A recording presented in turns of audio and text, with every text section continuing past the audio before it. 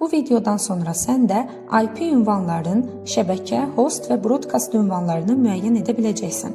Öncə IP ünvanın subnet maskını müəyyən edirik. Bunun üçün IP ünvanın hansı sinifə aid olduğunu müəyyən etmək lazımdır. İlk oktetə baxdıqda görürük ki, bu IP ünvan C sinif IP ünvanlardır.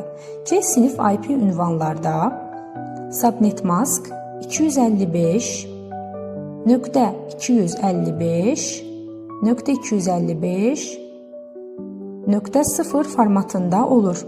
Şəbəkə nömrəsini müəyyənləşdirən zaman 255-in dayandığı yerlərdə IP ünvanının özündə olduğu rəqəmlər yazılır. Yəni bu görmüş olduğunuz IP ünvanın şəbəkə nömrəsi 195.200.3, sonuncu 0 isə olduğu kimi saxlanılacaq. .0 formatında olacaq. Host ünvanı müəyyənləşdirən zaman 255-lərin dayandığı yerlərə 0, 0-ın dayandığı yerdə isə IP ünvanda olan rəqəmi yazırıq. Yəni host ünvanımız 0.0.0.9 formasında olacaq. Broadcast IP ünvanı broadcastı müəyyən edən zaman isə şəbəkə nömrəsində, yəni burada dayanan sıfırların yerinə 255 yazırıq.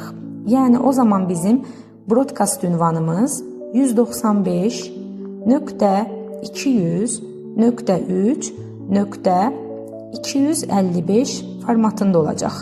Broadcastı müəyyən edən zaman sıfırın yerinə, şəbəkə nömrəsindəki sıfırın yerinə 255-i yazmış olduq.